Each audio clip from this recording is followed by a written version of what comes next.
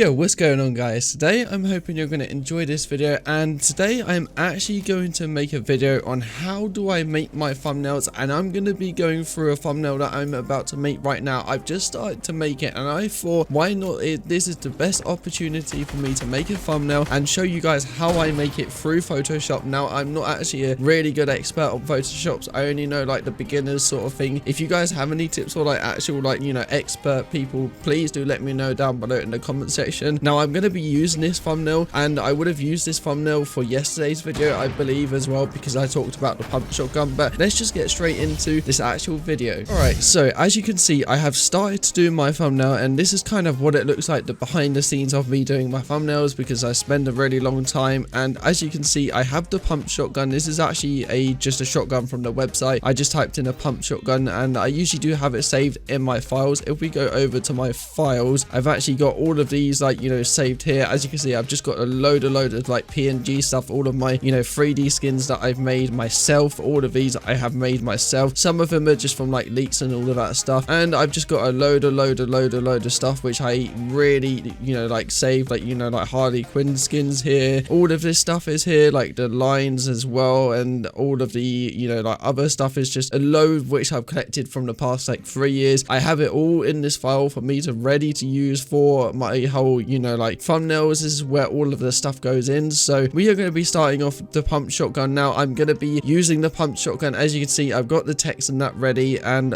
what I have done so far is I've had to get rid of every single one of these borders, like these weird white borders for the PNG, which unfortunately I had to. So what I did is I actually used the pen tool. As you can see the pen tool actually as you can see it's showing the thing. I will show you what it does. This is what I've literally been doing the past like 10 minutes or so, literally just getting rid of every single one. I've literally just been going over one, and if it's not all the way over I hold control on my keyboard, just drag it over a little bit, and then what I would do is do that, and then I make a selection. And I need to bring it over here just for a second. Feather radius I have it on 0, and what I do is once it's like like on that thing, as you can see I press delete and it deletes itself. Now I don't know if there's a way where you can like copy and paste this line, but I had to go through every single one of these, which was very annoying. I had to even delete all of this here as well. But then once you want to deselect it, there's actually a shortcut. So on your keyboard go to Control and then D. There you go. And if you want it back, Control Z, there you go, or Control Z. I'm hoping that's like the best way. I just learned that Control D method myself. So the shotgun is now done, and you guys probably know that I use like a legendary background. So what I'm gonna do is go over to my file, and yes, it is actually called Fortnite thumbnail edits. I don't know why I named it that, I just did. I am going to look through my legendary background that I have saved. I don't actually know where it is. Okay, I have found it. So what I will do is I will just bring it down a little bit, just a little bit. And actually before that I'm going to get a skin first as well, so I can put it in the right corner. Which skin shall we go for? Should we go for a Deadpool? I've got a lot of Deadpool things that I made. They took me like not years to make, but you know what I mean, they took me a good decent amount of time. I don't know which one to use. I think I might go for a Harley Quinn. Let's see what a Harley Quinn looks like. I am gonna make this bigger because I don't know. I reckon a Harley Quinn will look nice, I guess. Actually, I don't think a Harley Quinn. I think we're just going to use the classic Deadpool one. We're going to use one of the Deadpool ones. Actually, let's go with... I'm going to go with this one. Yeah, I reckon, yeah, this one would look goated for this one. Yeah, alright. Let's just leave it at that. Enter that. This is where it's going to be, so I have an idea with this. Now, as you can see, it's not actually on the layer, so what you got to do is come down here where it says legendary background, bring it down, and there you go. So I mean, that's what it is. I'm trying to give you guys like tips on Photoshop as well, because I learned it all from scratch from myself as well. So it's one of those things where you just got to get used to it. And as you can see, it's really big. You're trying to get it in the spot. So what I do is Control and then T on my keyboard, and do not you've got to hold shift, because otherwise if you don't, oh no, okay, never mind. But oh no, do not hold shift. If you hold shift, this is what happens. So if you hold shift and that you just like dragged it, it's really weird. But do not hold shift and you can just drag it down. I am on Photoshop CC, so I don't know if it's the same as the other Photoshops, but just bring it down to a size that you think will look really nice as well.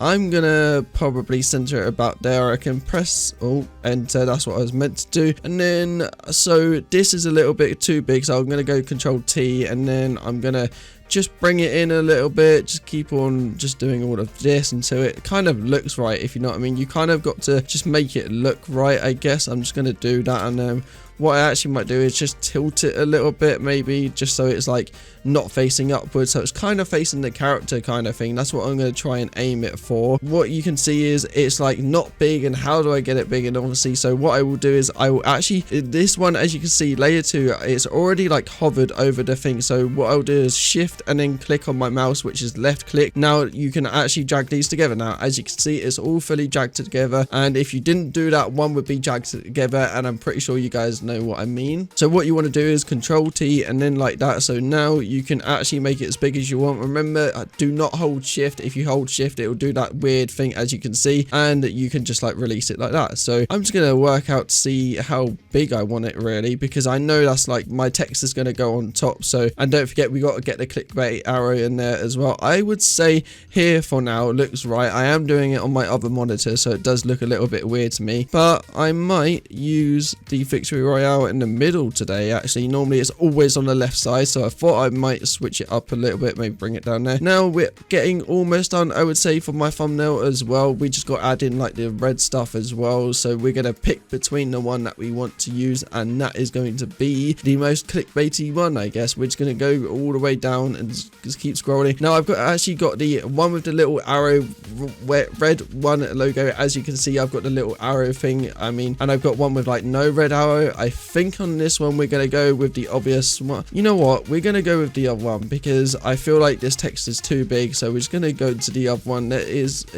That is why I named it that one. So this is what the other one looks like. You've seen in my thumbnails before, and it's just basically similar. It's just got no like red arrow at the end, if that makes sense. So as you can see, Control T again, and we're just going to make it look like so it fits, and just keep dragging it. And this one you are holding shift, by the way, as well, and you're just left clicking on the mouse, if that makes sense.